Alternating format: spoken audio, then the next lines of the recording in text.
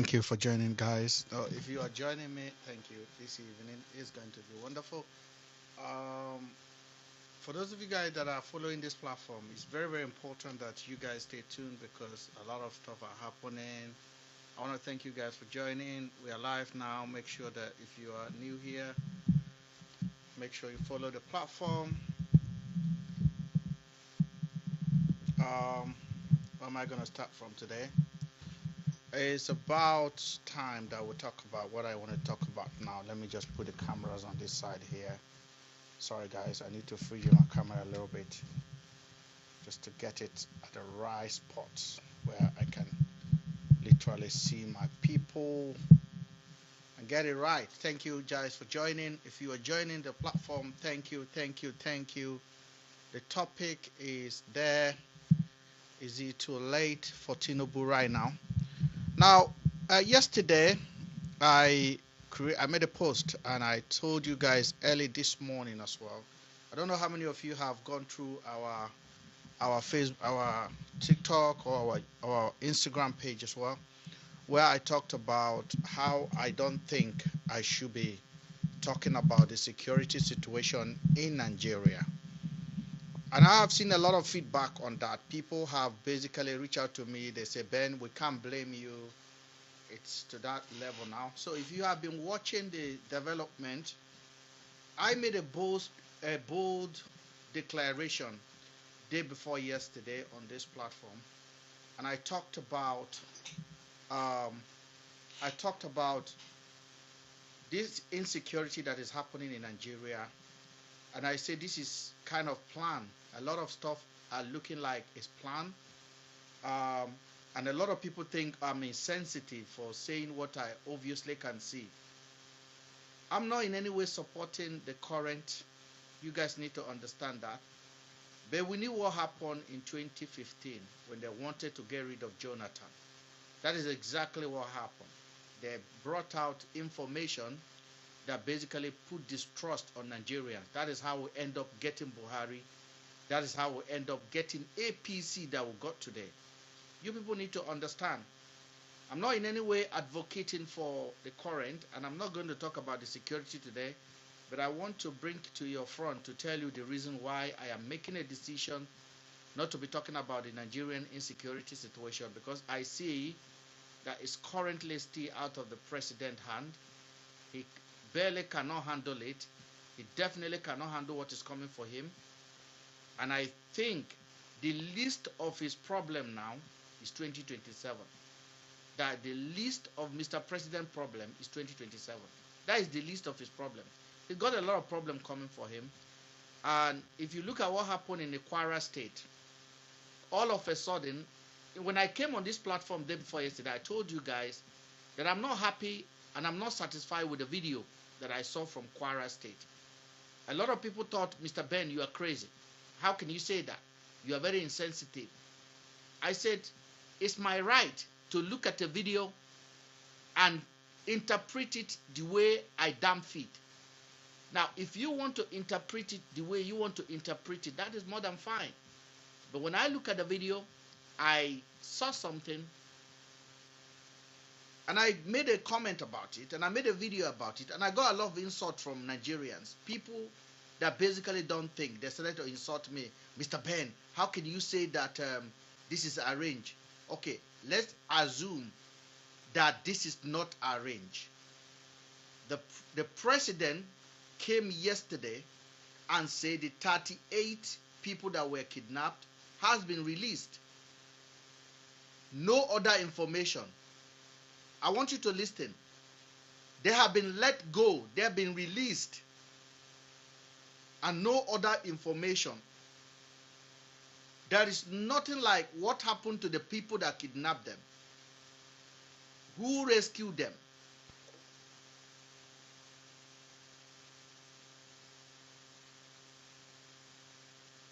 Did they pay ransom? Did they pay ransom to collect them? Were they really kidnapped? Those are the questions that every person is supposed to ask. And then you open your eye. Just because you don't like what is going on in the country does not take your common sense away from you. How do I feel if I just jump in and I start shouting, yes, they did it, even when something is telling me otherwise? That doesn't make any sense. I just jump in. Everything anybody say is trending. I jump in. I start to condemn. What makes you different? What makes you a rational person? But I gave up yesterday when the president himself said that the people kidnapped in Eruku in Kwara State has been released. All of them, 38 of them, including the Odu man.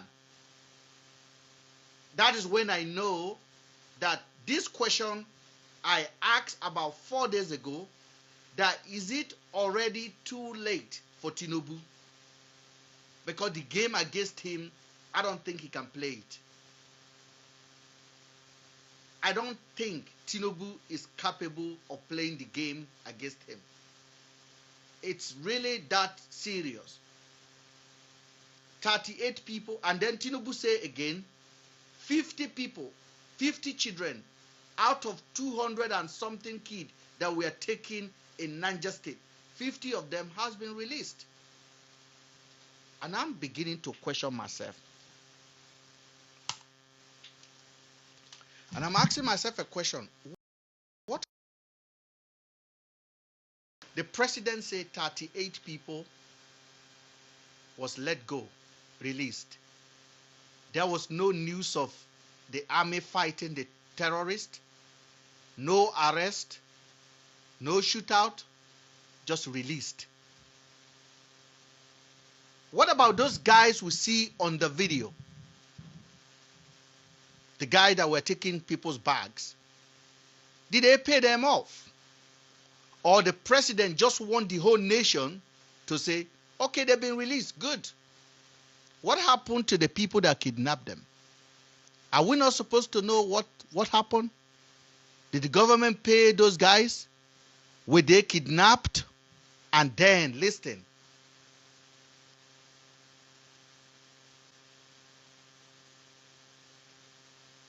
In Kebbi State, it has been confirmed that there were soldiers in the campus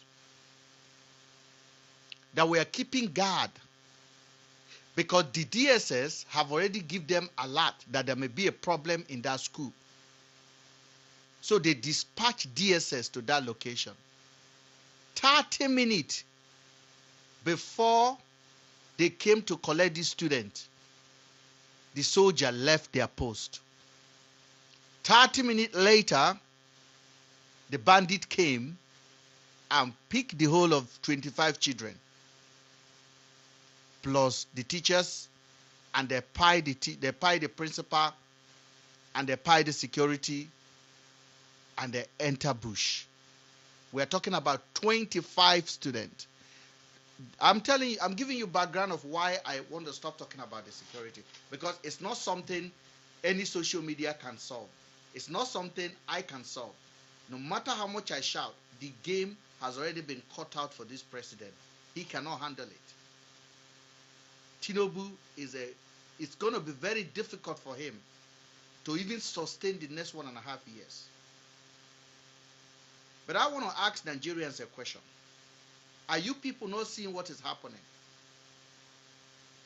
All of a sudden, you hear kidnapping videos, every nonsense, you are seeing it online. Every nonsense. And the most crazy one is the Niger State. Niger. That they came and they kidnapped over 200 students. Now I want you to imagine how to transport 200 people. It's like a jumbo plane carrying people. That is 200 people. Do you know how many buses you need? Do you know how many logistics you need to move 200 people? Now tell me you are not asking yourself, are we really joking?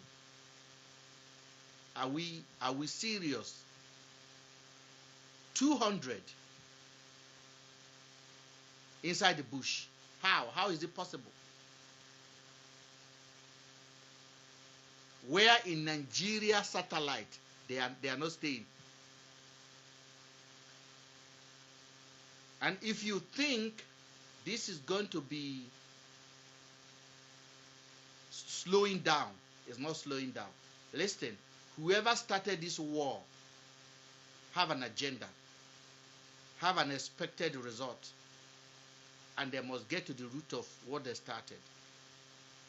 So me standing here and shouting insecurity, you are joking.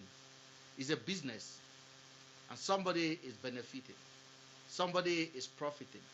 So and I see a lot of people, they are just jumping to conclusion. I still find it difficult to believe those people in Ilorin were kidnapped. Like with that one alone, I gave up. In Kwara State, sorry, in Eruku. I don't believe it.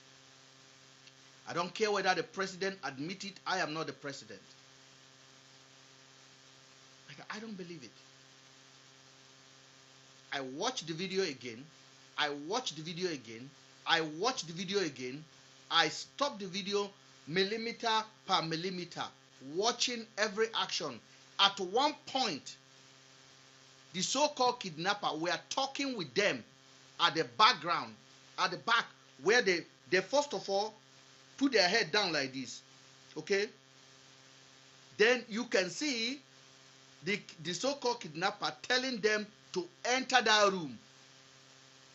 When they came out first, then they entered the room. Then they closed the door from behind. But then there's another door at the other side. Then you can see later the kidnapper just kicked the door like this and left. It was all arranged. And I'm not saying that those people that were there, some of the members, they might not be aware of what they're doing. They are not aware of what they're doing.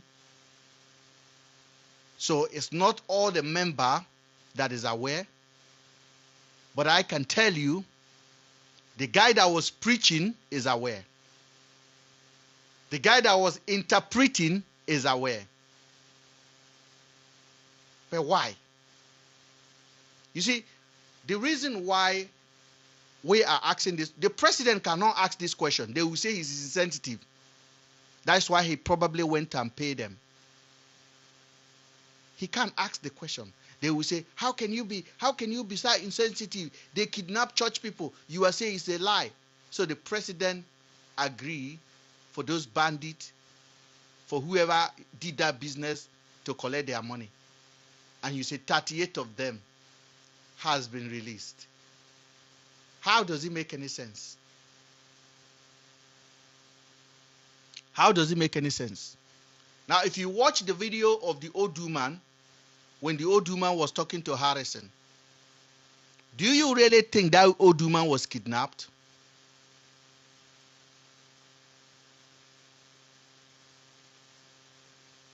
Do you really think? Why is there no media interviewing them? Why is it only government package media that are doing it? Harrison. How did they get them? What did they pay to release them? You are not asking. You're just going to follow the trend. What makes you a human being is ability to question things. Don't lose that because of you don't like Tinubu, or you don't like APC, or you don't like PDP. Don't lose your sense, your ability to question things. Don't lose it. Don't lose your ability to ask questions. Don't lose it.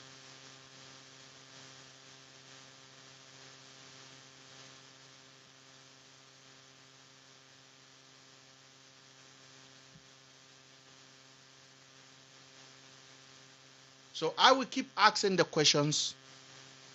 And anybody who wants to have a say, they can have their say. But what I am looking at is exactly what happened in 2015. But does it worth the life of the people? Does it worth it? naturally Tinubu will lose election. Naturally, he will lose election. Why all the pine of people? Why all this game?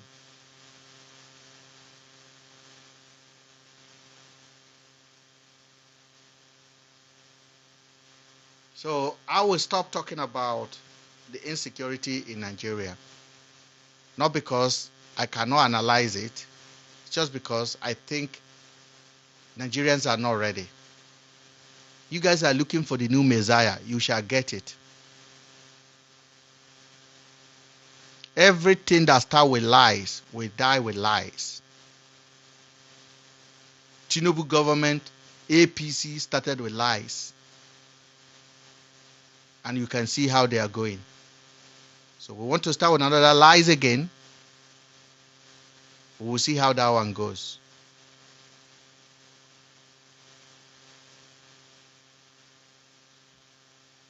But I think Tinubu should forget about second time. I believe so.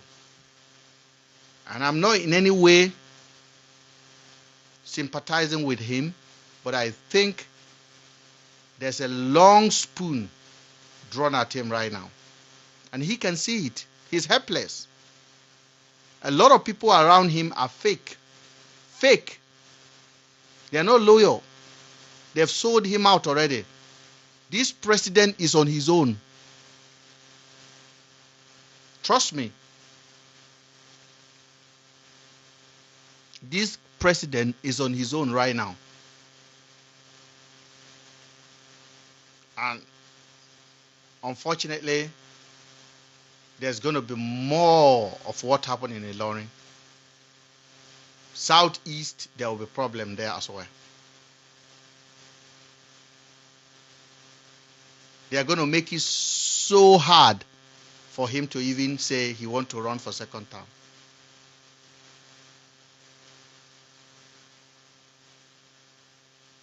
But are you guys watching?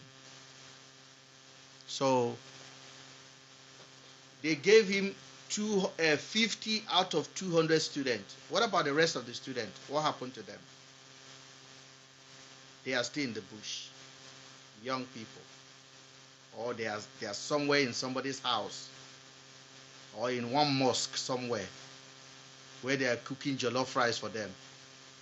And they are just using it to negotiate.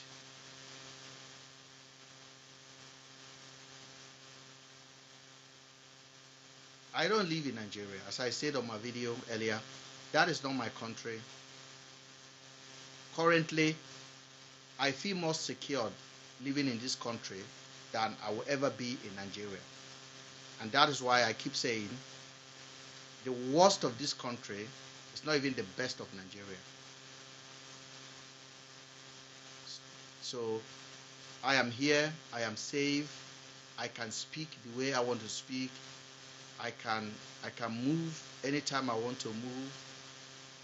If Nigerian people are tired, they will hold their military accountable. They will hold the president accountable.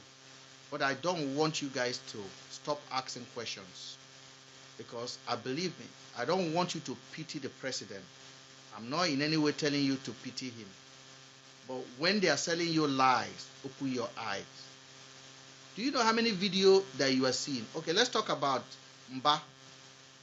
General Mba. According to social media, ISWAP have paid him. Not even buying it. They call it ISWAP. There's so many groups. They say ISWAP. But the video is inconclusive.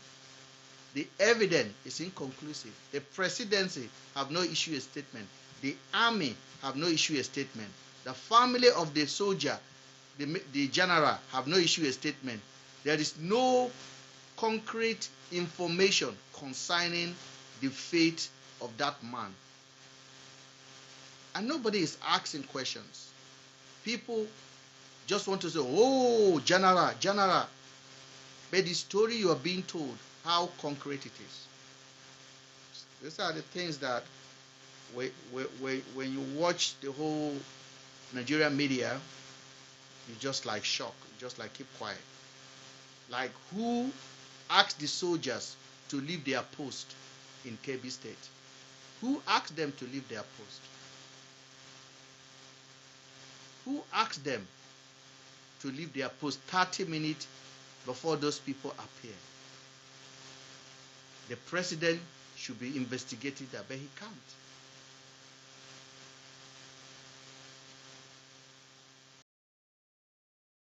Post. And 30 minutes later, plenty of you that were standing there left. 30 minutes later, bandit came and collected 25 students. They should be exposing those soldiers.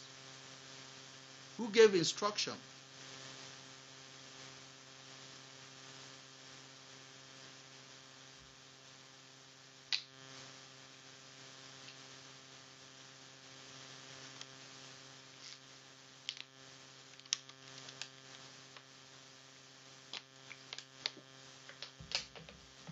There's a guy called, I think, Dangani English.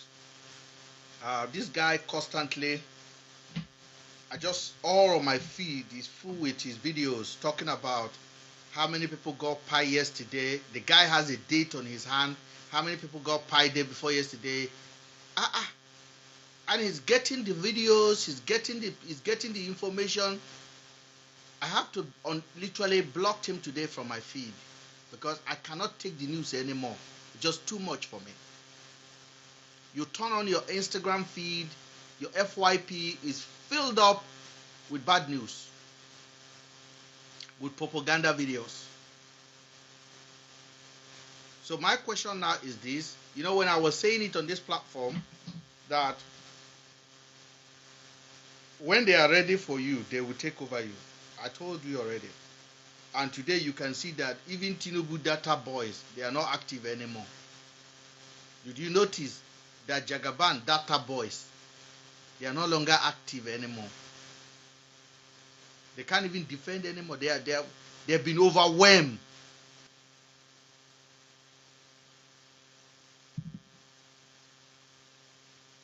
Tinubu data boys are not active anymore. They've been overwhelmed. The story is completely too much for them to handle. And that's what you're seeing.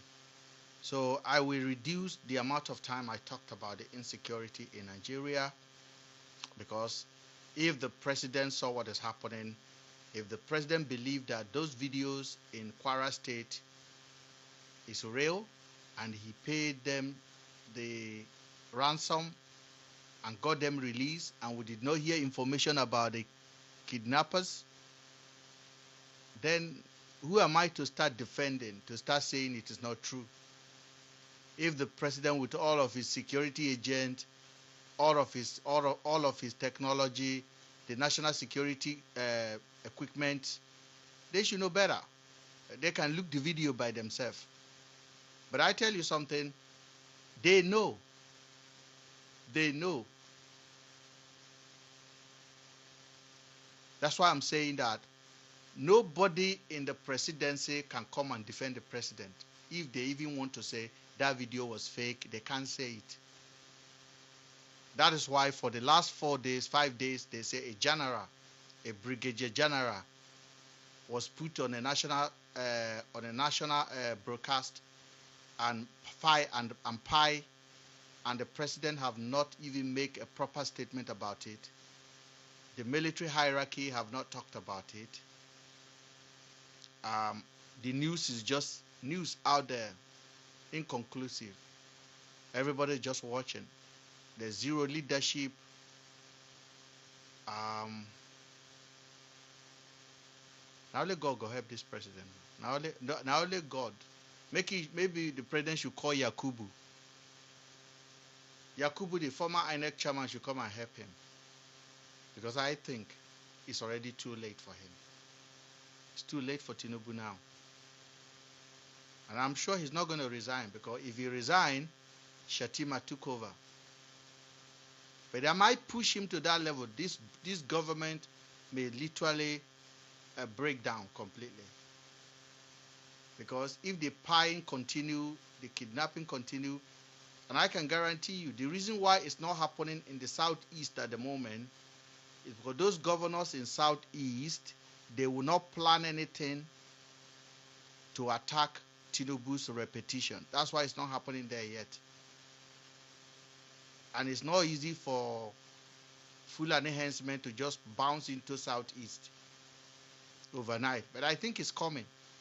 They might start from next week. They might start doing this in Edo State from next week. Then they will do in Kogi State. And there will be some incident in Oyo State as well. A serious one will happen in Oyo State, and there will be another incident in Edo State, somewhere, Edo, Auchi, some area of Uromi.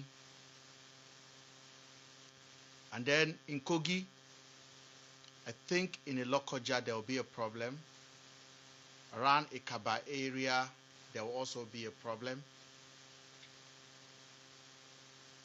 Maybe students will be kidnapped, plenty of them. That will start from next week.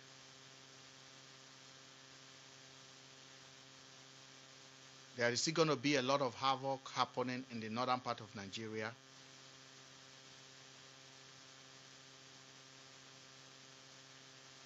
So people should be very careful. Even going to church now, if it's not necessary, I recommend you pray at home. Pray at home. Pray at home. Because God will answer your prayer if you pray from your house. If you live in this kind of area and you feel a little bit of insecure, take your kid out of the school. Don't send them to school. Because it's going to get worse. Because whoever started the agenda, whoever started it, they don't do a half job. You really have to understand how this thing works. There is no half job. If you think of a second, this is not strategic. Go to YouTube right now and put in there Christian genocide in Nigeria. You will see more than 20 Oyibo people. Oyibo, racist Oyibo people. We say they be racist already before. You're going to see them, they talk about Nigeria like say they care about you. Oyibo, Americans.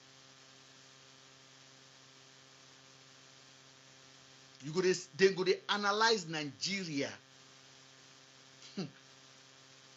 All of a sudden.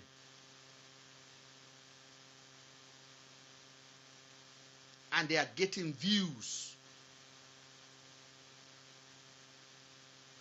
Do you know why that is happening? They are conditioning their people, not Nigerians. Okay? They are conditioning their people down already for what is to come. Okay? So, everything that America is doing at the moment, or the media in the US is doing, the media in the UK is doing, all of the alert you are seeing from the Western country, warning citizens not to go to Nigeria, all of the media that you are watching, it is called conditioning the people, preparing them down.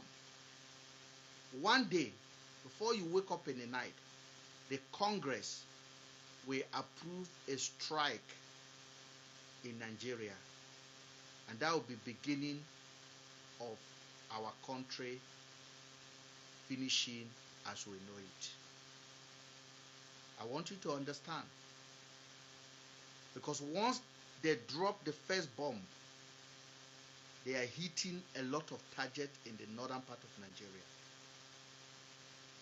And after men, the Muslim will start protesting heavily because they will target a lot of historical buildings.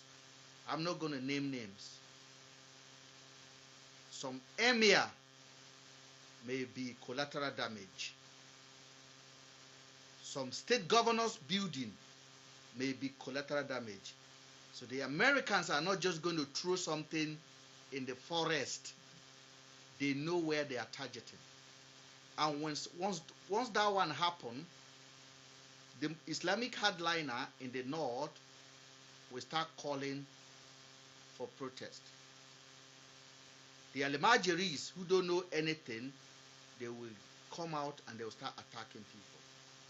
And who are they going to be attacking? They will be attacking Christians' businesses. They will be attacking Igbos. And they will be attacking whoever else they see. At that point, the president becomes even more weaker and weaker. So it's going to happen, not if it will happen.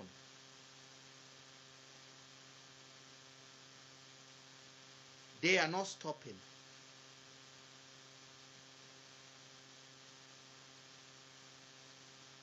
So you have to be careful. In short, this war will go into social media as well. Anybody, any social media platform that support this government, we see sanction happening to their account.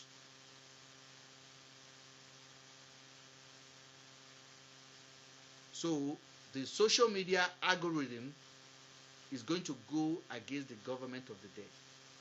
Seriously, if you are rational, they will strike your account down. Tunde Ednot is going to be very, very useful in this war. Tunde Ednot. Keep an eye on his account. The propaganda is going to majorly come from his platform as well. I want you to understand what is being played. Everything I'm telling you now, I didn't hear it from third party. I didn't hear it from America. I didn't hear it from the presidency. This is inspired. Now I'm recording it, and all of you that are here now will bear me witness that I call it out again this time around. Nigeria is going it's going to be very, very hard. If you have money in Nigeria, better start to change your money now and move your currency into a currency that can be secured. The economy is going to be highly affected, brutally affected, because forget that I know exactly what I'm saying. What I'm trying to say now, this is not a prophecy. I am telling you what is going to happen step by step before 2027. In short, 2027 is not even the agenda. There's something in Nigeria they want. Because we didn't know how to use that thing that they want.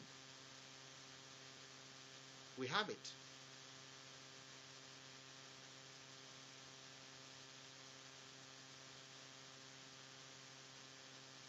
They just have their first G20 in Africa for the first time.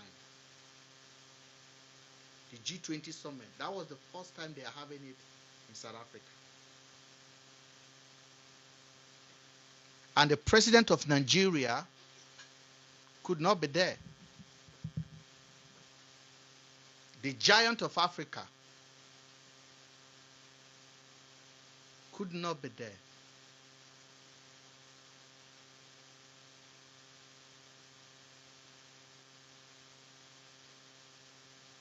I don't know what is going to be the outcome of all of this,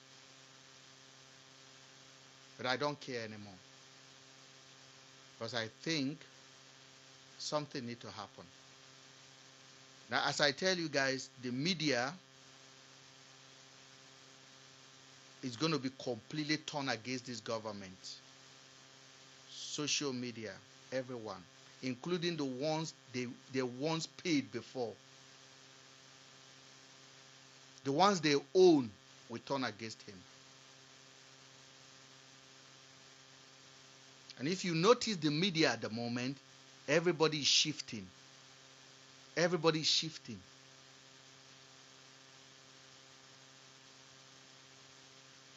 Tinubu will have zero support on social media. Zero support. And not because people don't want to support him.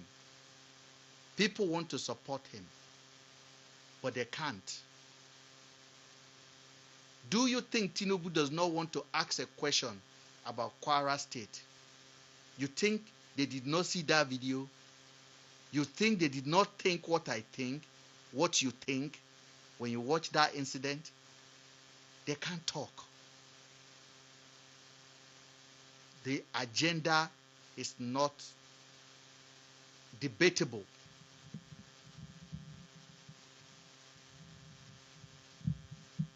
So I'm just going to fold my hand and watch as it played out.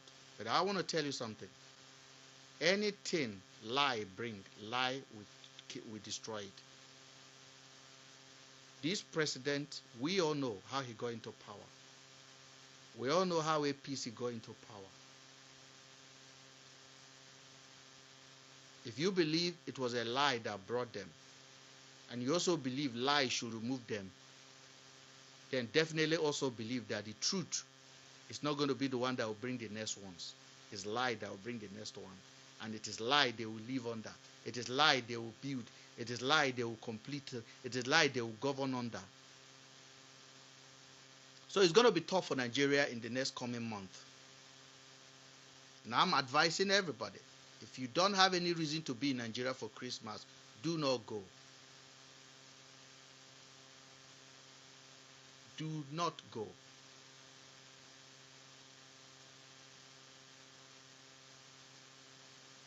There's going to be, the Canadian government is warning now, in a large gathering, there may be a lot of serious knockout to send some people to Jesus.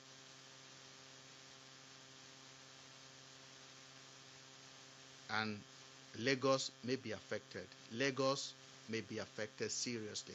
Lagos may be affected. So if you are in the UK, in America, in Germany, and you've already planned to be on Christmas this season, I advise you to think about your options very well. There's more Christmas to come.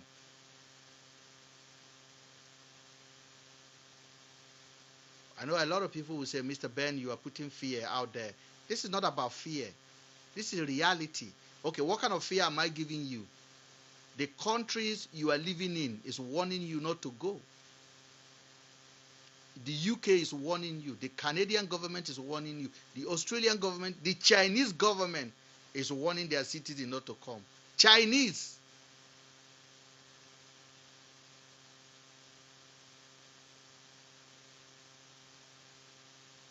So if I am saying it, I'm not seeing prophecy. I'm only repeating it. But if you think you have a Odeshi, enjoy your Christmas. Enjoy your dirty Christmas. Go there and have a great time. But I don't think it's advisable, wise for you to go. In the word of Englishman, you're like a coward if what you are seeing, if you think is a joke. Who is going to protect you?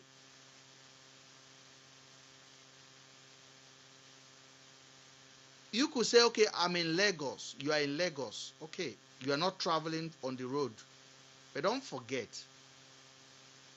in your building, there are dodgy character. In your street, there are dodgy character. In your family, there are people that would like to take you on. They will kidnap you within that Lagos, and they will hide you in the next room until you pay your life out.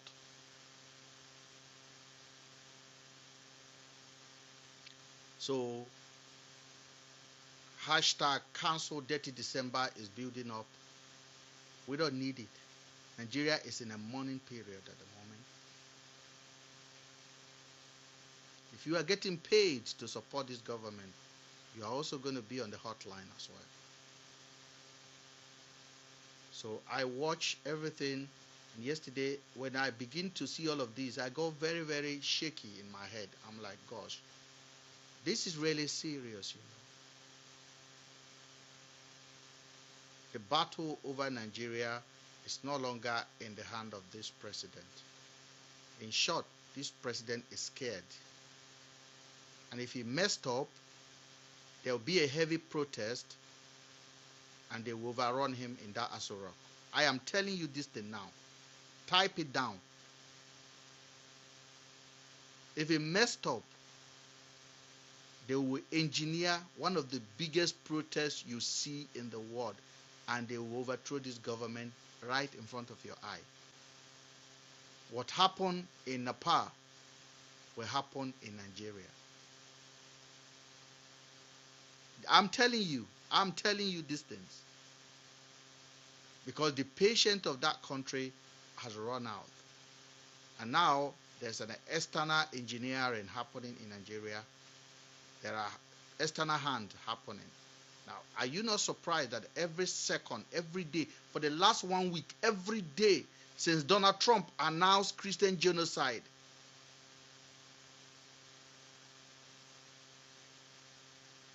all the world media is on Nigeria. I've watched war. I've watched Iraqi war. I've watched Syria. I've watched Lebanon. I've also watched what happened in Iran before Donald Trump strike Iran.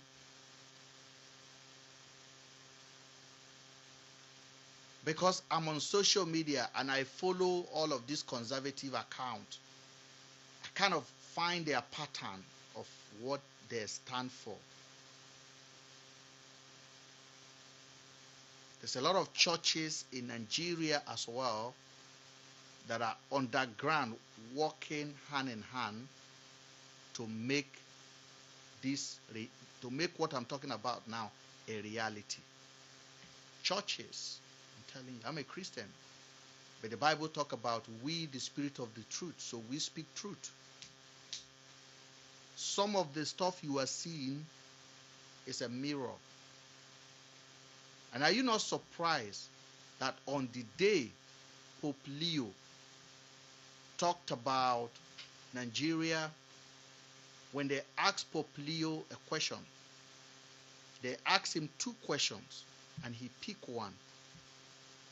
One of that question they asked him has nothing to do with Nigeria, but he decided to talk about the Nigerian question.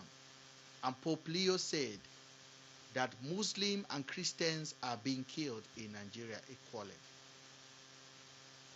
The next very morning, news broke that a Catholic secondary school in Niger State, 215 of their students were kidnapped.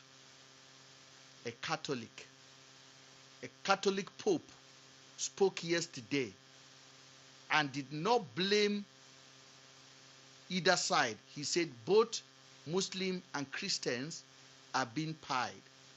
And the next very morning, a Catholic school kidnapper went there and extracted 200 and something students on a broad daylight. Now I want you to ask yourself, how many buses do you need to move 200 children? How many again? 200, 315, is that what you're saying? Well, 315 students. Thank you. 350. I keep on saying 215 students. So I'm even minusing 100. I think what you are saying is true because I also read it somewhere today that it was 315 students. About 12 teachers was involved. So the school was open and they enter and remove over 200 students and teachers. And that was from the Catholic school, Catholic college. And that school, their teachers are nuns. You know, nuns. They wear Catholic rosemary kind of thing. Pope spoke yesterday, and Pope did not blame either side. Pope did not say Christians are dying. He said both religions, terrorists are killing them. The government should do more. Pope spoke neutrally, and somebody said, Pope, we will tell you to change your tongue very soon. And very soon, Pope will condemn it. Pope will call it a Christian genocide. I'm telling you this thing. It's an agenda. You can only hear this from this platform, because that's why we stand for the truth. I don't care whether you want me to be singing Kumbaya, Kumbaya, genocide, genocide, genocide, genocide, genocide, genocide, genocide. Because that's what you guys want. That's what, before, some people that cannot even spell genocide is shouting genocide. Now, when you ask them, what do you mean? They can't explain themselves. They just want you to join the chorus. I am not going to join the chorus. I will ask questions.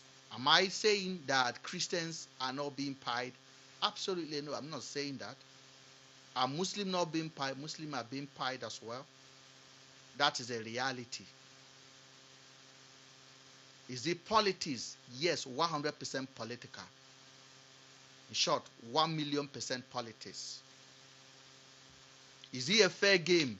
Go and ask this president. Is it a fair game to use this kind of stories to collect power, to destroy?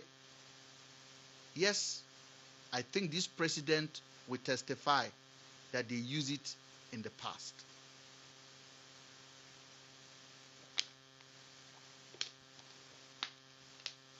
So in a nutshell,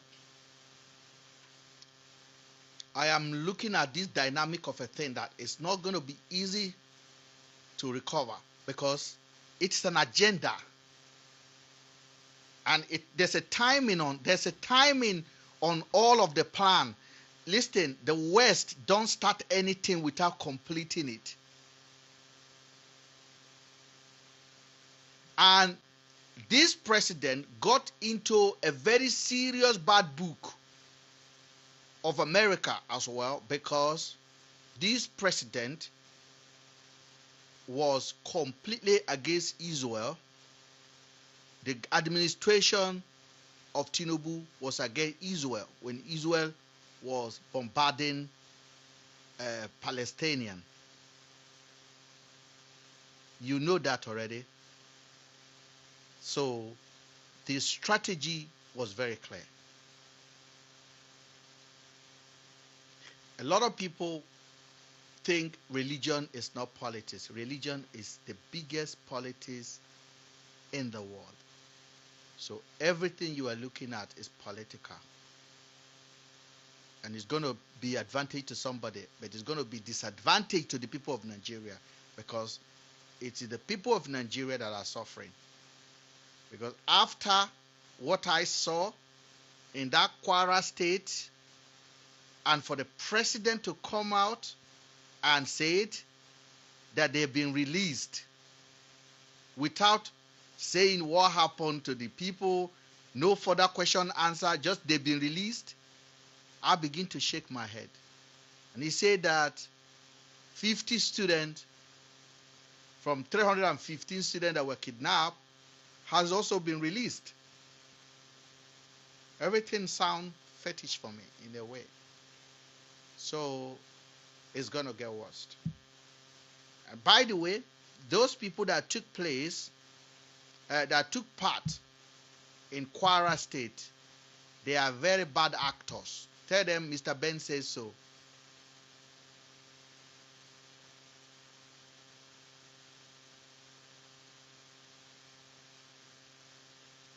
Of course. Absolutely. Somebody is saying that the school principal was pied. Yes, there will be a collateral damage. What am I saying? I just told you now that with this strategy that is going on, they can basically blow up a whole concert and pie people. There will be damage. There will be collateral damage. People will pie 100%. It's not. This is not about collecting this kid and collecting money. It's not just about money. It's about bad publicity. That is what they are doing. It's about bad publicity. So don't get me wrong. I am not saying that they were not taken, but I can tell you there's a strategy behind it. So somebody will pie. They will pie people. Okay, that one is fact.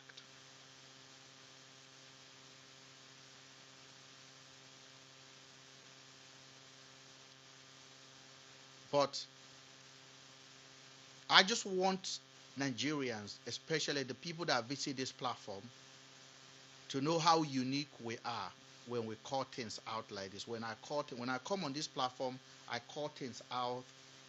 I'm not afraid of your insult. I'm not afraid of saying that I'm crazy, like I don't think.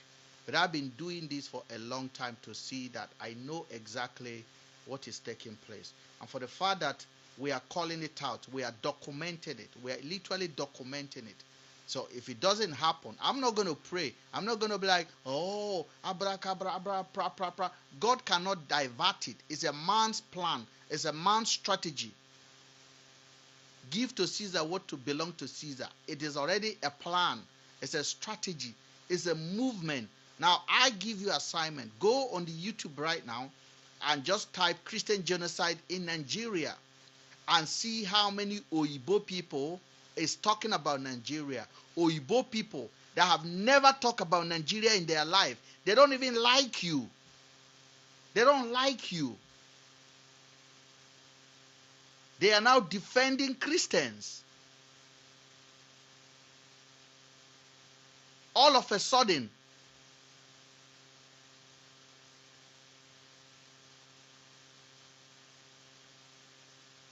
do you really believe what they are telling you?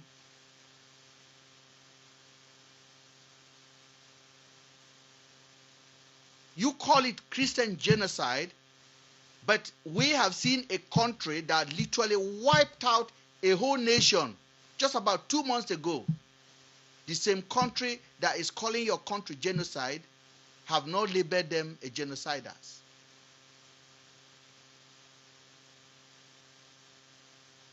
We have to open our eye, guys. Because at the end of the day, you have nowhere to run to. I am in the UK. Trust me, before any war will happen in this country, it has to be the World War III. Trust me. Oyibo people will sit and negotiate and make sure there's no war that's coming to London. Impossible. They will negotiate. They will sit on the table. Somebody will look at the war happening in Ukraine. Why do you think Ukraine has not been run over? You think Russia could not have defeated Ukraine? They have, it's called constraint. They are constrained. They are constrained. So they can't do anyhow. Go and look at what is happening in South Sudan. Go and look at what is happening in Sudan. How the people are basically pieing themselves. The amount of people that have pied in Sudan, the war of Russia and Ukraine for the last 4 years, there's more number of people that are pied for under 6-month conflict than the one of Russia and Ukraine. Why? Because Oyibo people don't like to pie themselves. They don't like to pie themselves. Now we be carnivorous animal. where we go they pie our own people, we go they pie them, climb on top of their head. Uibo people will sit down, they will negotiate, they will do diplomatic, they will do sanction, they will do everything. What you are seeing happening right now is smelling to me like there's going to be aftermath. Because if Donald Trump comes to Nigeria right now with this pretense and they begin to bomb Nigeria, the northern part of Nigeria, how long are they staying for before the locals start fighting among themselves? Before the North start retaliating? Before they start, how long is it going to stay for? Those are the questions that we should be asking. Did I say he should not come? He should come and take care of the terrorist group. In short, it's way too long. I think they should have done that 15 years ago. But if you think one of a second that all of this agenda is against the terrorists, you are lying to yourself. There is a game behind it. And I'm not part of it. I'm not going to promote it for them. Because I watch the videos. I watch the propaganda. I watch. All of a sudden, terrorists all over the city. They were on the bike. They just move around anyhow. They just, how? How?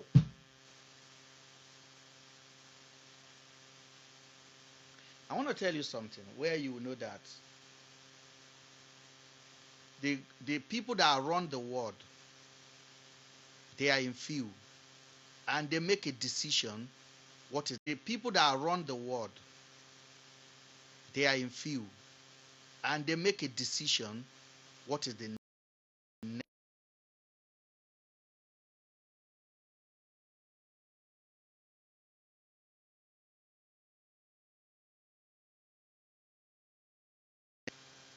Nigeria is on the plate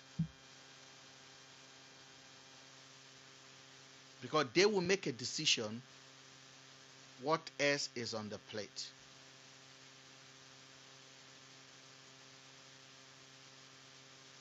I was watching a former Donald Trump supporter a few days ago, and the guy was analyzing when Donald Trump was going through the campaign. There was one time that there was a pull on his ear, and this guy is a heavy Donald Trump supporter, and the guy bring out one of the most detailed analysis of that incident. And it turned out that Trump may not have been. Yes, it was arranged to swing the election.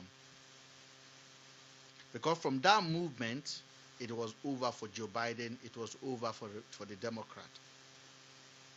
But do you know who was in power? Who was in power? Who have the security of Trump in their arm? The Democrat, Joe Biden.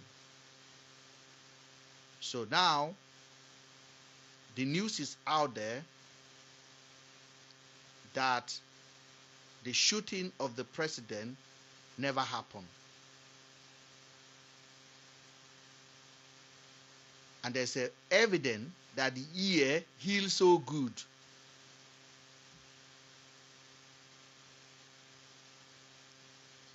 Now, I watch Tucker Carlson, who used to be a heavy supporter of Donald Trump, one of the biggest broadcasters in America, a conservative broadcaster, used to be on Fox News and be doing his things.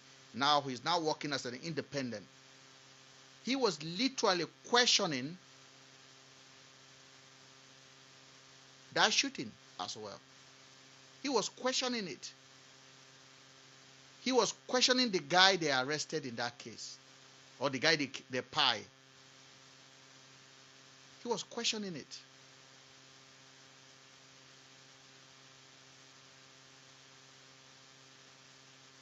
So there's a lot of politics that is taking place in all of this. But the reason why Nigerians' social media is so polarized is because we don't have people that spend their time to do research. Now people are doing trending. And I can't blame them because in Nigeria, the more trending you are, the more money you make. Meanwhile, in America and in a Western world, political platform, because I consider my platform political, okay, because I go deeper sometimes. They are sponsored by the people, by the ideology of the people. Unfortunately, in Nigeria, political party and the people are not raised with ideology. We don't have any ideology. We don't have anything. We don't have any agenda. The only agenda APC have is to get into power and steal money. The only agenda and ideology of PDP is to get into power and steal money. So even though they call themselves progressive political party, they are not progressive because they are retrogressive in every ramification. Because when they get into power, the corruption becomes surplus. The people get poorer. There is no policy. There is no political ideology. Politicians can just jump ladder. You are APC today, tomorrow you are PDP. You are PDP tomorrow, next tomorrow you are Labour. The reason is this is because there's no concrete ideology that follow the politicians in Nigeria. We are not built by ideology. We are not built by the ideology. And the reason is this is because we are practicing a democracy that did not belong to us.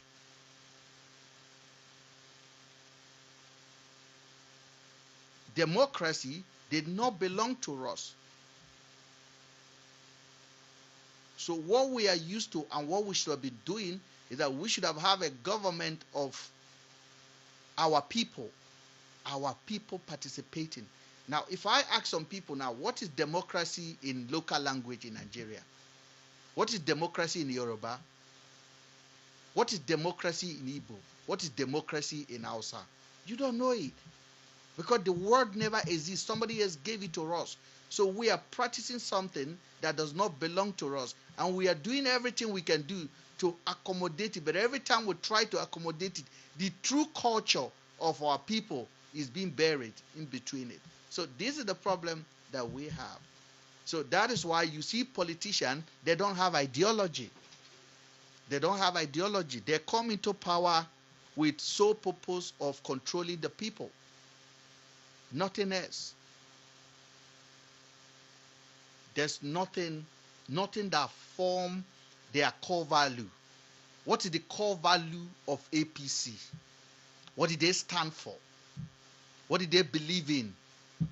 What is their identity? What is their ideology? What is the core value of PDP? Nothing. Now, if you come to the UK and you ask the Conservative, what did they stand for? They will tell you what they stand for. And once they win government, they will make sure what they stand for become the law. If Labour come into power, they stand for affordable houses. They stand for this. They stand for that. They stand for liberalism. They stand for women's rights. They stand for gay. They stand for that. They stand for that. They stand for multicultural. They stand for something. Now, when conservative come, conservative will be like, we are deporting migrants. We must deport them. They stand for something.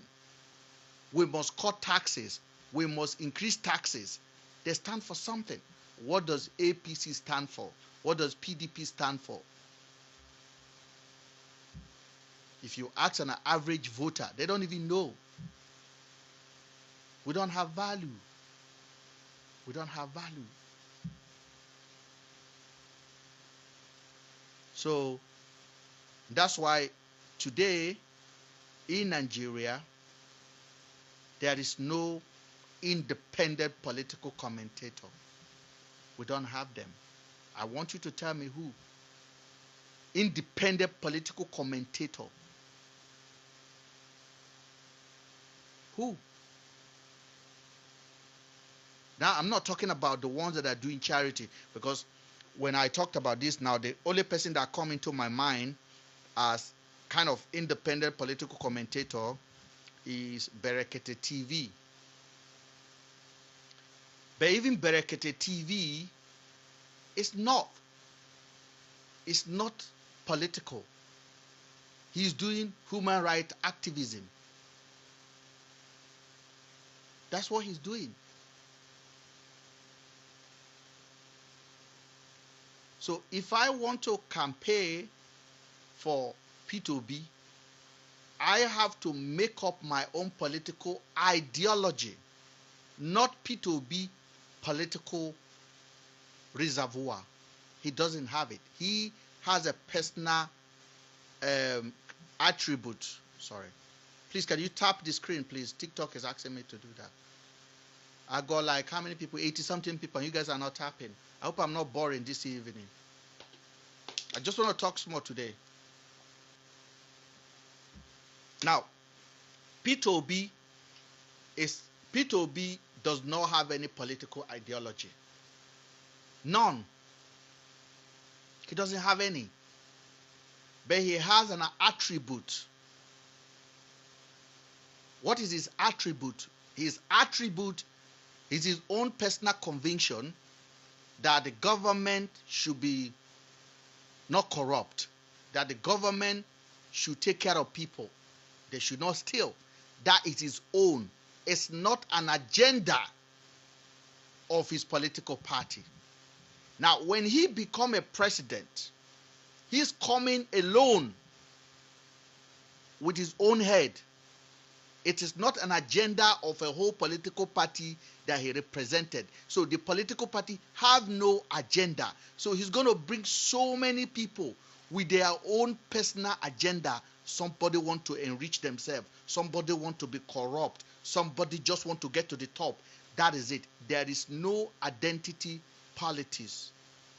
There is profit politics in Nigeria. And that is why Tinubu has failed. And if you don't know, he failed. Because when he was coming into power, he was not coming with ideology. He was coming with personal attribute, personal power. I control Lagos. Okay, what is the ideology of ADC? AC, where Tinubu is coming from? Where does it? What did they stand for? What is their ideology? Does the party in general adopt the ideology? No. So Tinubu came in as powerful man who control Lagos, who can buy people and made his way into power.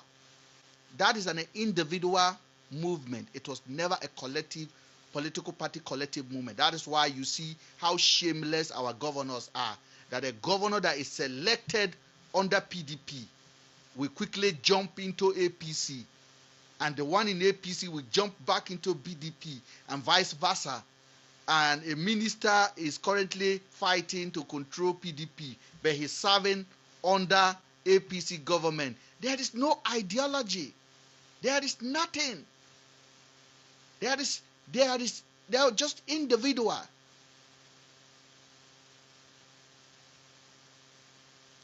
In American politics, because they practice the biggest democracy, or India, let me call India,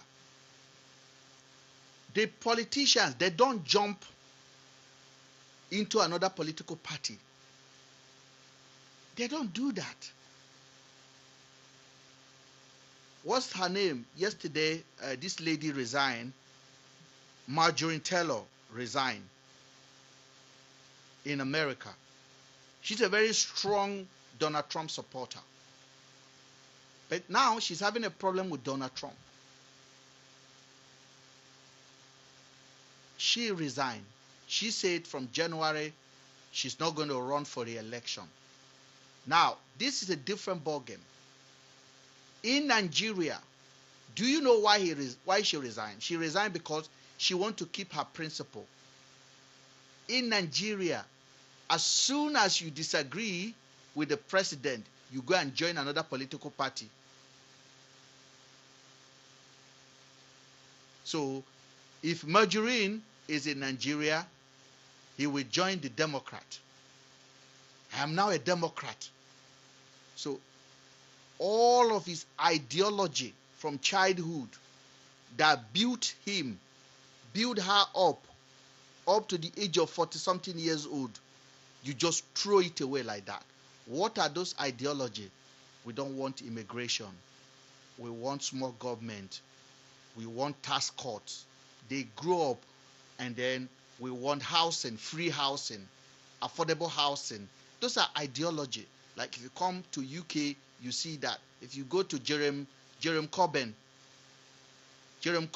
is a typical example of how to embrace ideology. Now, if you go to Saudi Arabia, United Arab Emirates, they have an ideology. They are leading a government to develop their country. And that is their number one rule. There is nothing that can cross their way. Develop, develop, develop, develop. That is their agenda. If you go to China, the Communist Party, they have an ideology. What is their ideology? The pride of China.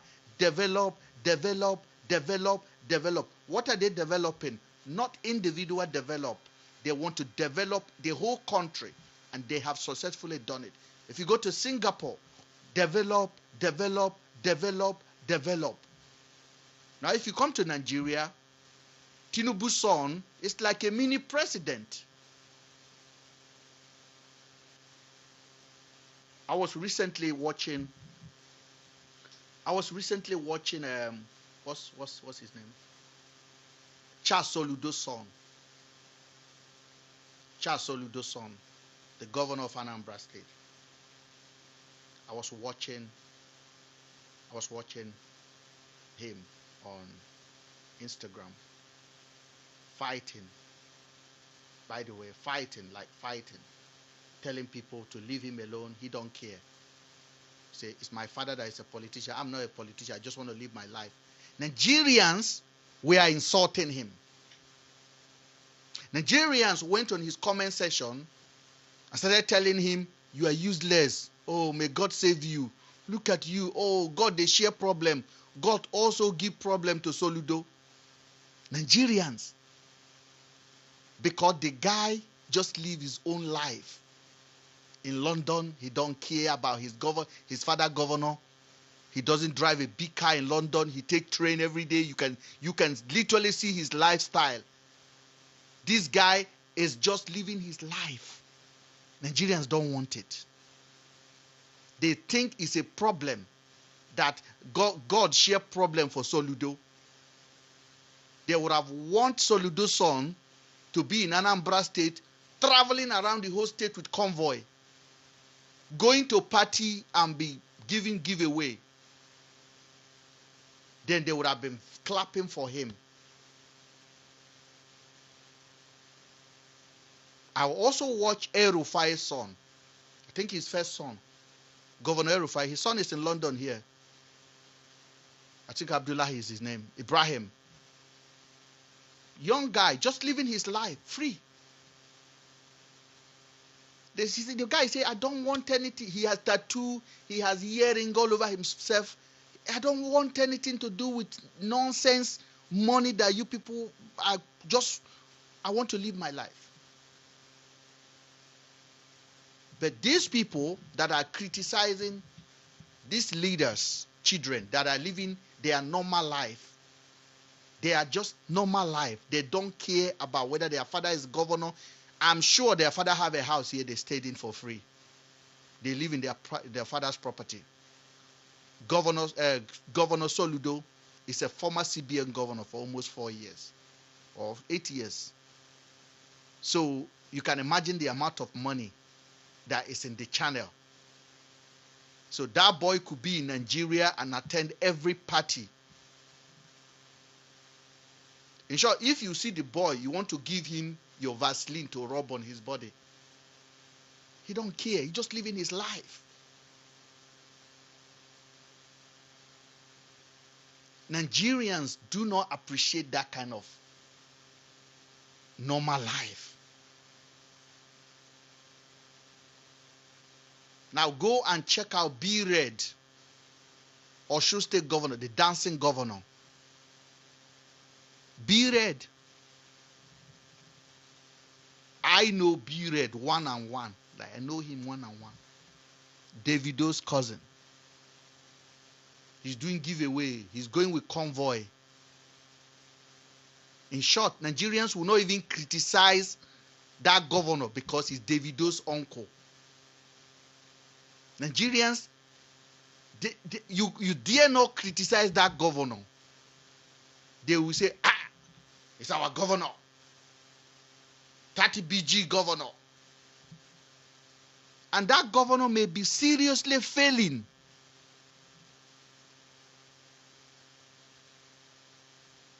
The other day I saw it on social media that Governor Adeleke was the one paying they were personally paying the school fees. They were personally paying, using their own money to pay salary. It was a lie because I investigated it. But if I would have come here and be shouting, Nigerians would be abusing me. One of the most underperforming governor in Nigeria is Osun State Governor. Is that governor? I'm not lying to you. But who care to look at it? Who care? Is Davido uncle? That is it. Last week he was in Atlanta to celebrate Davido's. Leave his own state to go to Atlanta. Can that happen in this country? So a politician, a political party that have ideology will never create such a nuisance. But if you talk about it, they will say, poor man, poor Nigerian will tell you, if now your papa be governor, uncle, you no go enjoy. Poor Nigerians. When I mean poor, they're poor. I don't mean like wretchedly poor, pocket-wise. They are intellectually poor.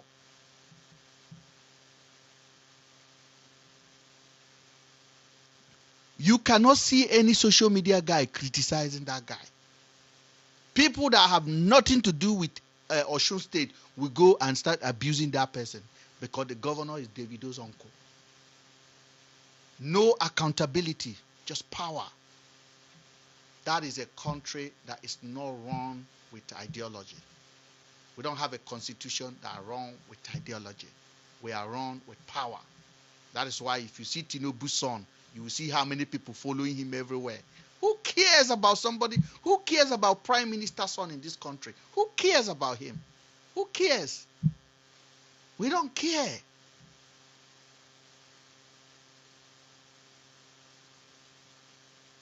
If as Tinubu they torment Nigeria rich, if Tinubu's son throw a birthday today, all of your fave will go and attend the birthday.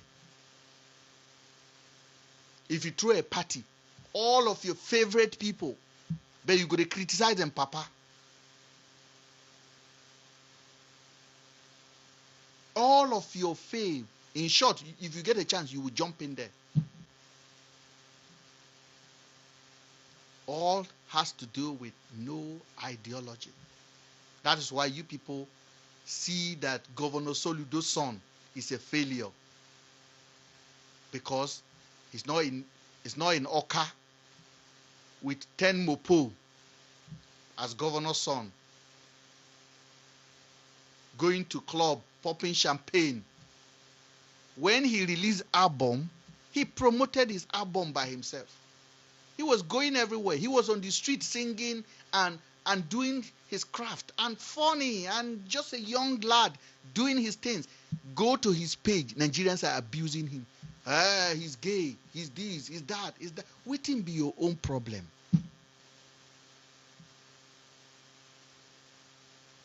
May my son not turn like this. Oh, hey, God, they share problem. He gives Soludo, you know. The boy go just they fight. The boy go just they vex. The boy go just they make video. They warn people, leave me alone. Leave me alone. I did not choose to come from Soludo. Now Choluzo choose me. I choose UK. I'm living my life. The boy go just they fight. I had to DM the guy one day. I said, just ignore them. It was not easy for him. I think they finally kept quiet when the guy released album and Governor Soludo danced to it. Then they start to write, wow, he loves his son. You want him to reject his son?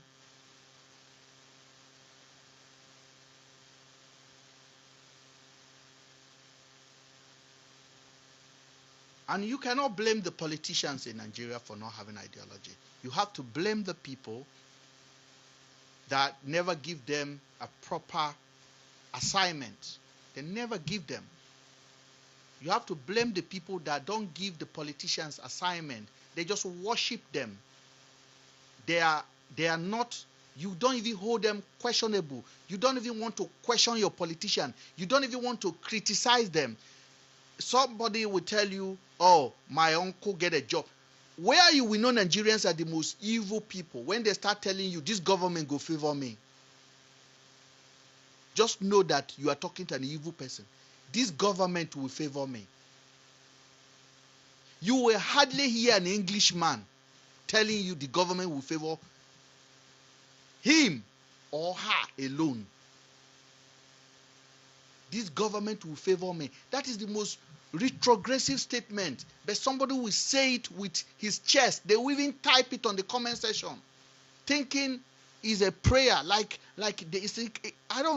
They will invoke that word. This government will favor me and my family.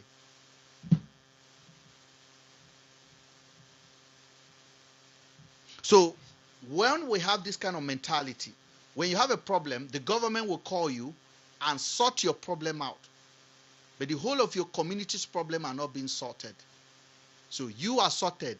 The whole of your family mentality, your whole community is not sorted.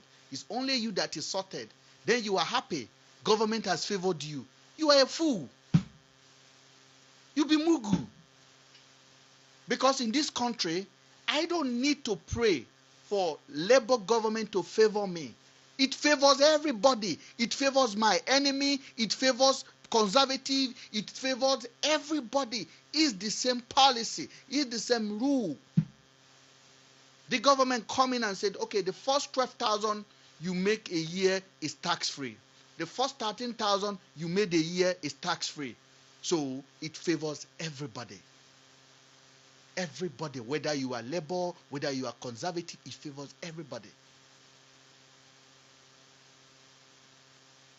Every policy the government make, they are not making it for Labour, they are not making it for conservatory, they are making it for the whole country, and it affected everybody. It changed everything.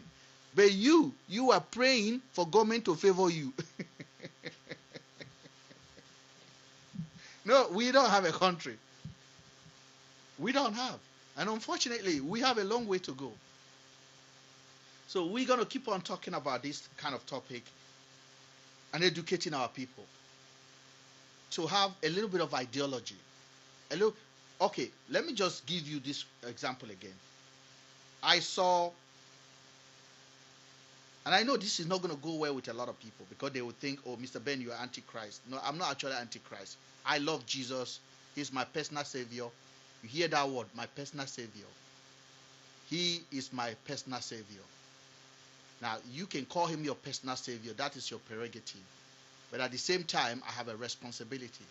Now, when I saw the preachers praying for how bandit, how they want to kill bandit with prayers and fasting, I kind of asked myself a question. Are we actually for real in this country? So, if a pastor say that and then the governor declares 7 days of prayer and fasting. Let me tell you, last year, during the Buhari's period, the Minister of Agriculture declared 7 days prayer against hunger in his ministry. No, you think I'm joking. the Minister of Agriculture during Buhari's period declared 7 days prayer and fasting against hunger. So, and he declared that for his ministry. So, we are talking about a ministry of agriculture where intellectual people supposed to sit down and think, what can we do to conquer hunger in the next 4 years? And then people with brilliant brain will come and they will be planning, strategizing, planning. The man declared fasting and prayer. The man declared fasting and prayer.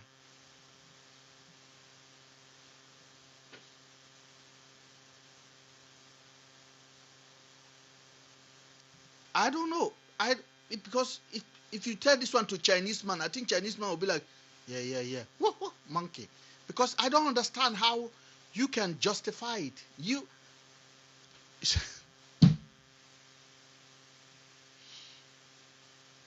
And do you know why they do that? It's because whatever power that brought them into office, they don't have ideology. Now, I categorically can tell you, the Nigerian civil servant, none of them wake up in the morning and go to the office to go and make a difference. As they are putting their slippers on or their shoes on in the morning, they are planning and they are devising a means which supply they will add money on, which quality control they want to add money on. That is all they are planning. They don't have any plan. That's why when you go to the airport, you see custom officer with slippers. They cross their leg like this. Come here. Where are you going? Oga, what do you have for me? At the airport, international airport. They have slippers on. They cross their leg. They do like this. Very relaxed, nonchalant attitude. You know why? Because we don't have ideology. We don't have. We are a bunch of a nation that is not programmed with any ideology. We are like autopilot. Anywhere the wind go, we follow.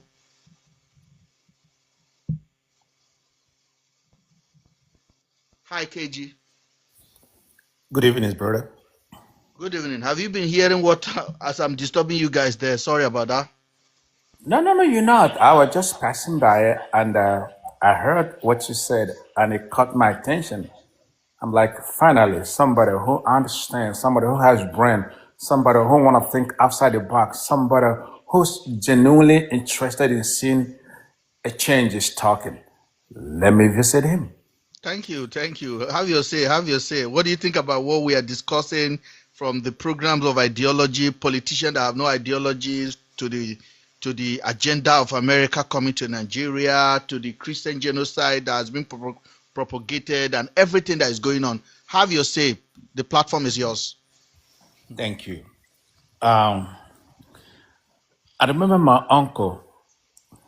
That was my father's senior brother. All of them, Mm, they're all gone now. He said, little rat. That's what they called me. They call me small rat because I thief him money. mhm, So it's sometimes when I think about Nigeria, mm. it be like say Maka die. But when I don't think the cost of debt, it says small rat, better no death for cross soup. Meaning this is a man who was born few years, or maybe I think about 10, 15 years before Nigeria independence. So if he's alive now, he's probably going to be around 85. That's my grandpa. Then my father was born just right after independence. So he's about 64, 65 now. Next year, probably going to be 68. So these men, they've worked, they've waited, they've, hoped for a better country. It didn't work. Now, my first daughter in the family was born just right after Civil War. She was born in 1971. Second one was born in 1974. The third one was born 1980. The fifth one, 1982. And I was born in 1986. I'm almost 40. So all these generations, none had seen Nigeria in a better shape. None. I have not seen it. I don't think I'm going to say it. A man who is 40 years, maybe God might give him another 20 or 30 years. That's it. That's the Whether, realities. That's the realities of life. Yes. whether I like it or not. In the next 30 years, I could be 70. I'm still alive. Maybe my dingling is still working a little bit or it's not working. But then after that, any day, any minute, any time it's jada. So the point I'm trying to make, my brother, is this. You're a young man. And you know what I'm talking about. Maybe you had hopes and aspirations growing up. You were one of those people that I rise or compared or Nigeria, we heard you, whichever one that's, you remember. Hoping, praying that we will have a better country where respect, love, equality, honesty, justice, fair playing ground, understanding, and sympathy and empathy works. So collectively, we have a nation which will be the proud of black man under the sun. I read a man called Dudley Thompson. Dudley Thompson was a Jamaican foreign minister to United Nations, and also later he became a foreign minister in Nigeria. My father kept in a newspaper when he said, if Nigeria failed to make it, the whole black world should forget it. Today, tell me one black nation under the sun is doing very well. None. Because Nigeria failed. None. So, I'm not going to say what you don't know, but since you gave me the platform, Thank you. I will tell you, I am disappointed in Nigeria. I know you are disappointed. And people say doing the same thing and expecting different result. That's a classical definition of insanity. So let me repeat what you said again. Doing the same thing over and over again and expecting a different result is a classic example of insanity, ladies and gentlemen.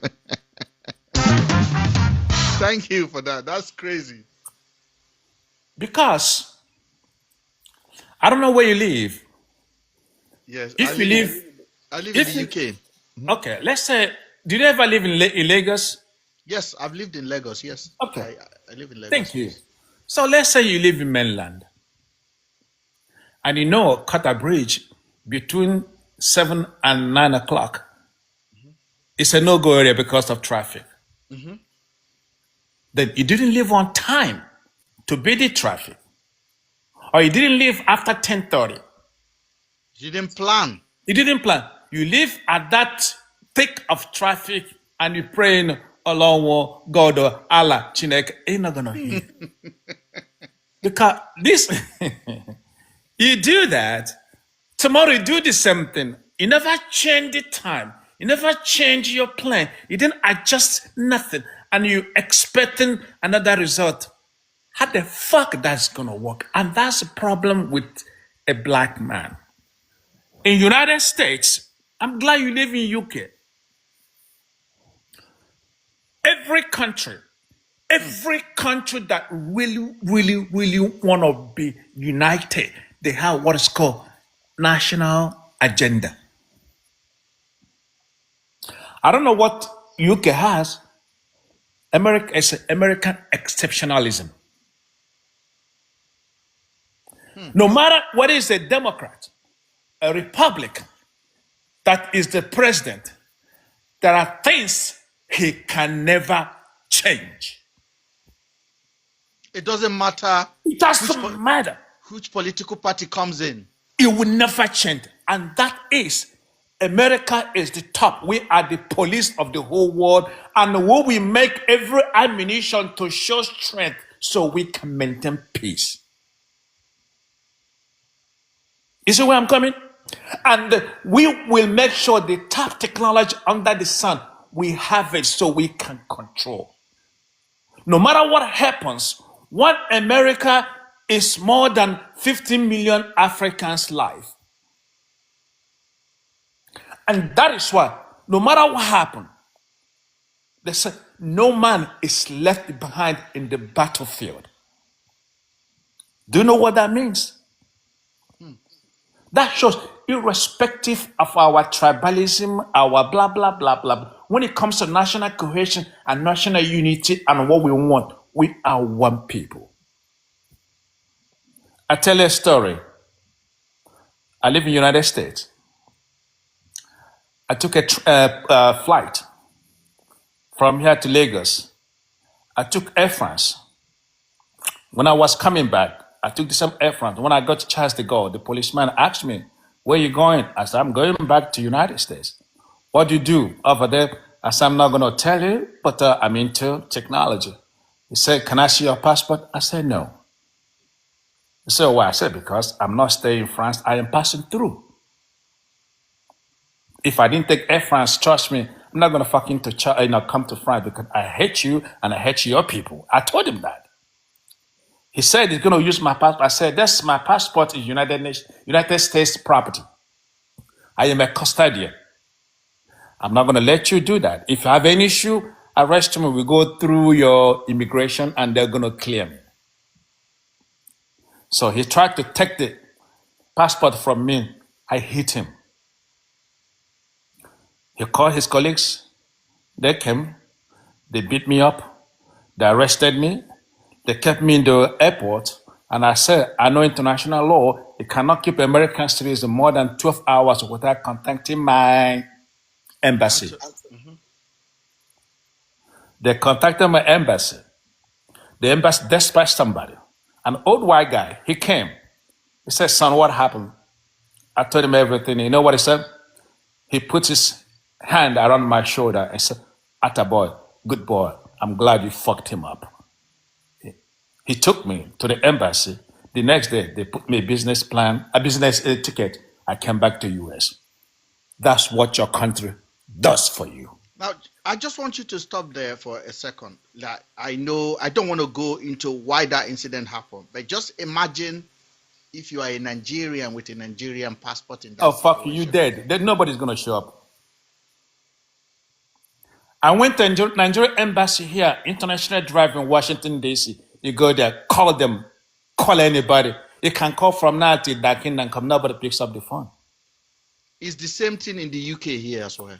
That's what I'm saying. You go there, they start telling you stories. It's the same thing in the UK here. You can phone the line as much as you want. I have a friend in Italy also complain because that is exactly what the topic that I was discussing, that our people are not born with ideology. And that's why I said before you join, I was talking about when you appeared on our airport in Nigeria and you look at the officials at the airport, the immigration officials, the police, they look completely uninterested in the job that they are there to do. They are just interested in how much they can collect from you. They are rendering service like, Oga, welcome. What do you bring for me? They are compromised in every ramification. They are not there for service. They are there for hustling. And this is a problem that we have. They have a slippers on. They look completely unserious, unkept in a way. And I'm talking about top immigration officers at the last checked out before you cross over. They are asking you for money. They are asking you, what did you bring for me? I mean, that kind of unprofessionalism is not coming from that individual alone. It is generated from a culture of dependence that we've built for over the years. Now, I have privilege to be to the state, to go to China. China is a typical example of how not to behave like Nigerians. If you travel to China today and you have a British passport, you can be in any hotel of your choice. But if you have a Nigerian passport, you have to select the hotel you want to go because they don't allow you. I'm telling you, with your money, they don't allow you. You know why? Because they know, they think you are not culture because you are coming from Nigeria. They think you are not culture. And this is a big problem because they have seen how we treat each other. They have seen how our people behave, and it's completely unacceptable. And when you look at that, you say something now, you said you don't know whether the changing of this country will happen on your lifetime. My brother, with the way things are going, it's not going to even happen on my children's lifetime. I said that my sister said that I'm an idiot. Why am I being pessimistic? I said, well, it's my big sister. I said, you're right, but I'm a realist.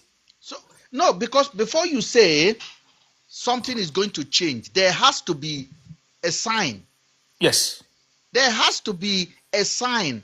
Now, for example, when I look at the everything secting in Nigeria, the way our people behave, even the pastors behaving the way they behave. Like something came on my FYP today, and I was looking at it, and this pastor have a big congregation, and he was talking to his member, and he said Pastor Enoch Adiboye celebrated his birthday and 70th birthday, and he was in London, and the Redeemed Christian Church UK decided to give him check. They announced they are going to give him a check, and then they wrote a check for him. He said the check then take 2 years to be counted. The check was so many, it take 2 years for the check to be counted. 2 years. And he was saying it to multitude of people, and they were clapping, and people wear suit. And among those people sitting down there are medical doctors, there are teachers, there are professors, and they are sitting down there. This man is telling them absolute lies and rubbish. It is practically impossible to have a check over 90 days in this country. The life of a check is 90 days. Once it passed 90 days, is void. It's automatically void. So when he was saying that, and I'm looking at my F1, I'm like, then he said he's in the UK. And I said, I am in the UK. But this man is lying. But who is going to challenge him? Nobody. Another pastor came out and said he told somebody to enter toilet in Germany, and the person appeared in France. And 5,000 members stood up and clapped. So that is a statistic of that whole community. Now, if you are going to take a statistic of Edo State or the city or where that church was in Auchi, so if there is 100,000 people in Auchi and you're taking a statistic, you only need 2,000 or even 1,000 to determine the fate of that community. Yep. It's a From that sample. 100. Yes, you take a sample, then you check. Now, when you look at those people, it can determine that these people are condemned. Totally.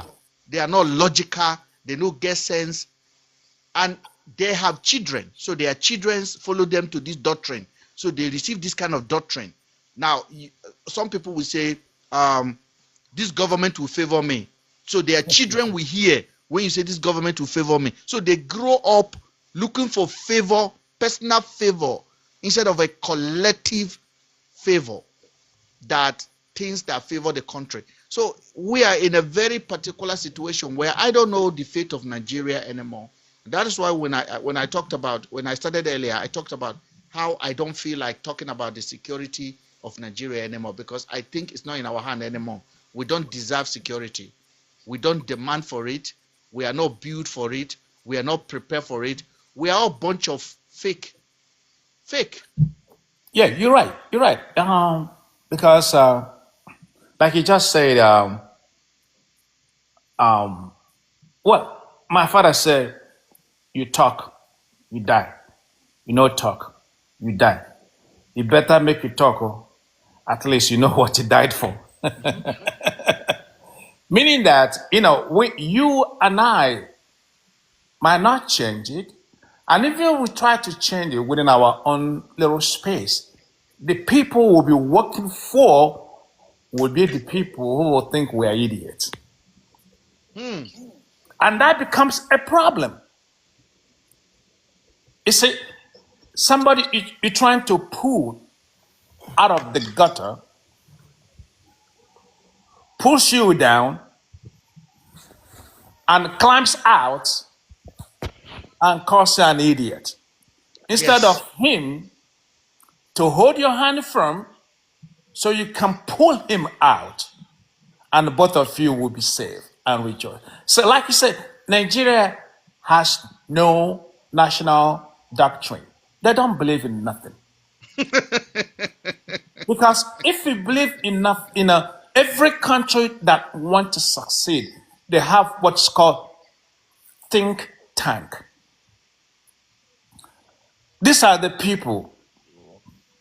It's made up of all professionals, you know, scientists, everybody, academia. They always discuss the country's fate, where to go, how to go. And when they do that, they articulate that and give it to the president. The president articulates that and give it to lawmakers. So lawmakers will talk about it, discuss about it. Everybody brings their own shortcomings, their benefit, what they think, and at the end of the whole thing, they come up with a legal framework that will make you work. So remember, everybody said, "Oh, the BRICS, they're gonna take everything. Dollar's gonna die." Ta ta ta ta ta ta ta ta. Okay, where do you get your Apple from? U.S. What's the operating system? Google, U.S. Microsoft, U.S. Boeing, U.S. GE Electronics, U.S. GE Airplane, U.S. Nvidia chips, U.S. So how the fuck you can think your money is nothing while you depend on the people that you don't want to work with to survive? Cisco, US, that makes MTN. KG, I want to thank you. Let me allow somebody else to talk while we're still waiting. Still on, go ahead. Still on. Thank you so much, KG, for joining. Please stay with us. Still on, are you there? Yes, I'm here. I'm still listening. I just came in, so I'm still listening to that. Just All right. I'll Okay, thank you, Still on. Mr. Logic, good evening. Good evening, Ben. So much interest in this topic. You see, this problem that we are talking about, look at the black nation, like my friend rightly says. We are consuming, but we are not producing. Just look at yourself now. Look at ourselves now on this platform. Look at your house. Tell me one thing that a black nation has produced that has been an impact to the world. Just mention one. Look at your house. The phone we are using is a white man. The cars we are driving is a white. Anything that a black man is doing now, a Caucasian has done it before. It's just prototype that we are doing. It is a problem because this issue is a black problem until the black nations then sit down and say to themselves, how can we develop ourselves without foreign support? We look inwards. Then we can eradicate this issue because Nigeria is completely gone. It's gone. Our brother said it. We cannot see anything better on our lifetime, in our children's lifetime, because there's no single sign of improvement, development. As simple as light. Nigeria is still battling to settle light issue, electricity issue. Somebody somewhere in Nigeria now is praying for light. He has not seen light for like 5 months or even 1 year. As simple as light. Then you tell me that kind of country will succeed. How? It's madness, bros. Anytime I think about this thing, it pain me reach my bone. I have a friend of mine in Manchester told me, Mr. Ben, I don't like anymore to talk about Nigeria because he said he's getting migraine. He said he has a migraine every time he think about it. Like when he think about it, he will be like, what is wrong? Why can't these people wake up? But the reality is this, that our people are giving what we are not made. Now, I keep on saying it, that I identify more as my tribe than I identify as a Nigerian. Now, when I say this, people think, what do you mean? Because I don't know what else that connects me to this country. I am more British than I am to Nigerians in every ramification. And my right is protected. My life is protected. And I can be heard. My voice cannot be silent. Because for over years and years, these country leaders, they set an agenda for their people. And everyone that comes into it, they indoctrinate you to accept the agenda they set. That is why the rule of law is the order of the day here. Now, I said it the other day that in Nigeria, somebody who abused a child in Lagos could come to Abuja and become a head principal of a school. That's correct. No record. Because we don't have record. There is no alcohol check. Anybody can just enter car. You can be in London and collect international driver license. You can basically be in the UK and call your brother, go to Abuja, help me collect international, and they will issue it to you. How is it possible? No alcohol control. Have you ever seen anybody that is banned in Nigeria for driving offense? No. Since you grew up, have you ever seen anybody that say, I can't drive? I used to drive, they banned me. Have you ever seen anybody? It's impossible.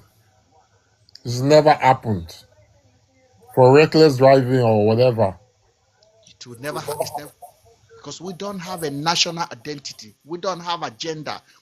Everybody is autopilot. So now, don't get me wrong. Individual achievement is possible. In Nigeria, individual achievement. You hustle, you make some money, you buy your own house, you build your borehole, you have your own road, you have your own generator. Yes, you're a big man. You create your own little world in your own in your own space. But that is not how a country is supposed to exist. You are not supposed to be the one to provide electricity for yourself. You're not supposed to be the one to be doing street light for yourself. There has to be a collective system, a living room of a country, which is our road, our highway, our airport. I was giving an example the other day. If you go to Nigerian airport, you will see light. All the light, you will see it bad. Then you see one flashing like this. They will never. Yes, the fluorescent. You see it flashing like this. They will never change it until everything there scatter. Then you enter local airport. You go into toilet. Somebody is standing there with tissue paper to give you tissue paper to clean your nyash. It's madness. Yes, to give you tissue. He hold it on his hand. So you use toilet. Another human being, a man is standing there to cut to cut a little for you. Uncivilized people. And that is airport. That airport supposed to be our living room. It's supposed to be our sitting room. It is a place where we're supposed to maintain flashy. No, Ben, this is the way you talk, so not true. no, I'm being honest. I've been to Abuja That's every very, time. very true words. Yes, you go into the airport, somebody is standing there with a tissue paper and say, thank you, good evening, good morning, good afternoon, good day, sir, good afternoon, good day, sir. Then you're welcome. And then they carry kettle on their hand to pour water on your hand. Nigeria, I'm telling you now, this is the reality. This is Abuja Airport, the Federal Capital Territory, Abuja. I'm talking about Abuja. I'm talking about Lagos local airport, international airport. That is what happened there. And it's still happening as I'm talking to you right now. But nobody is going to talk about it. Then when your baggages come, the conveyor is not working. Everywhere is sweaty, smelly, and that's supposed to be our pride of our nation. Then you see people fight inside the airport. Police is begging, baggage handler is begging, customer service is begging. Everybody is just begging individual achievement. That is not a country. You have to really understand, especially when we are talking. If you are in Nigeria, you wouldn't understand what I'm talking about right now. Our supermarket is more beautiful than any government building in Nigeria. In Nigeria, so if you go to South Africa, you will see how they develop that country. Then you come to Nigeria, you're asking yourself. I recently just came back from Tunisia. I was shocked how advanced these people are. I was shocked. Electricity uninterrupted. I went outside, I had a drink, and I forgot my phone in a taxi. I came out of the club, and I forgot my taxi. I forgot my phone, my iPhone, inside the taxi. And I picked that taxi from the front of the club. So I did not book the taxi to have the record of it. I just did like this. So I entered the taxi. So the taxi took me to Marriott. So we enter. I went out around 4. I enter. I was upstairs until I started hearing the land phone ringing. And I picked it, and the customer service downstairs said, your phone. The taxi man traced me back to come and give me my iPhone. Then in the morning, I was talking to the lady. He said, even if you left the phone there, they will return it for you. Wait, Nigeria will say, nah, they don't butter my bread. You will never hear Law, that's what they will say. Look, like, Ben, sorry to cut you off. Mr. Mark said something. He said about, 40 foundation. And I agree with you. Individually, we have wonderful, wonderful people that come from Nigeria. But collectively, we are a failed nation. I don't care how you try to say it. I don't care how you try to, play it or spin it. That. Somebody said, we are, the fourth. But my father said, I keep bringing about my old man because he's a wise man. He said, the fish start rotting from the head. Mm-hmm. And Mr. B said that, I'm going to paraphrase him. He said, if the president is not stealing, his wife and kids are not stealing, and his ministers are not stealing, you reduce corruption by 50%. And that is gospel truth. Because if the president is not stealing, if anybody steals, you're going to call him out. But because the president is stealing, another person steals, you want to call him, you say, oh God, Shebi steal yesterday. If you call me, I call you. And why do you think Wike is running crazy all over the Abuja? Because you know what he did for Tinubu. And the Tinubu cannot call him to order. Because if he does, he will come. Now, what I'm saying, I don't want to get into Tinubu or no Tinubu. I'm talking collective as a Nigeria. So the point, our foundation is very, very, very faulty. And since our foundation is very, very faulty, any country that really want to be a one unit that's strong, it's just like going for a therapist. So we got a problem. We can't, get along very well. What should we do? But Nigeria keep pretend that all is well, while we there know all is not well. And until we accept the fact that all is not well and they try to restructure the country, bro, you can be rich in your family, get your lights and get your solar, and drive your SUV, go in and go out, go back and go back until the day you die, you just forget about it. But as it is today, and the reason why we're trying to keep talking is because we think that's potential for the country. But the potential is not enough. If you don't put that potential into a concrete plan and try to execute it, it will never work. And that is why even if you bring Obama, Jesus Christ, to rule Nigeria today, he will fail because, like Mark said, we have a faulty foundation. We never agreed to be one country. And every goddamn thing under the sun is negotiable. When they say restructure, people say, how do you want to restructure that? No. If you don't like to drink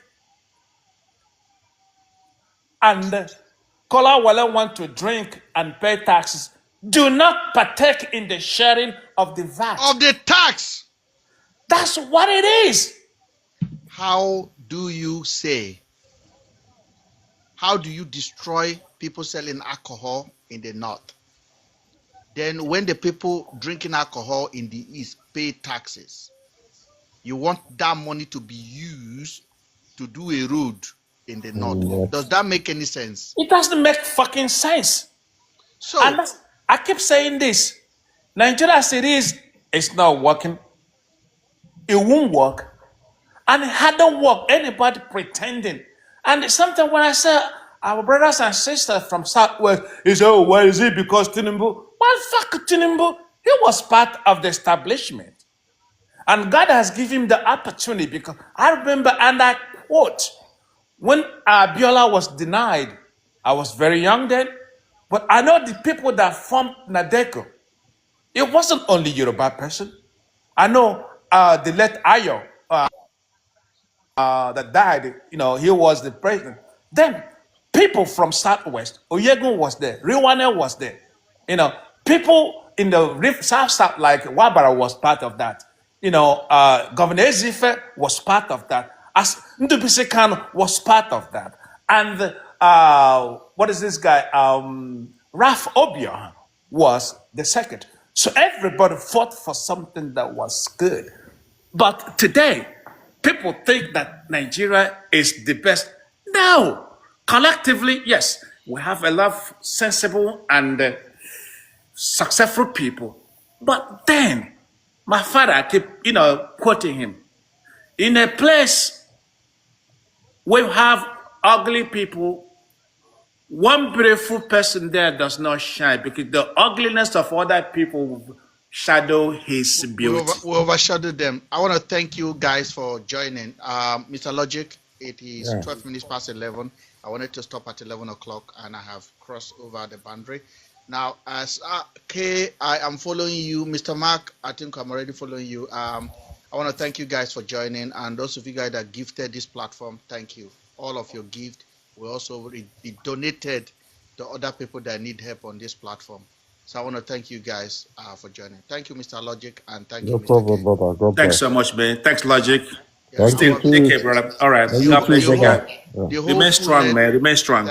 Thank you. The full length of this video will be available on my YouTube channel. Check our bios to see it. Mr. Ben Speak is on the YouTube. We'll be uploading the video there gradually. Please make sure you take your time to also have your feedback for us. Subscribe to the channel and let's promote sensitive conversation such as this. Thank you, guys. Thank you.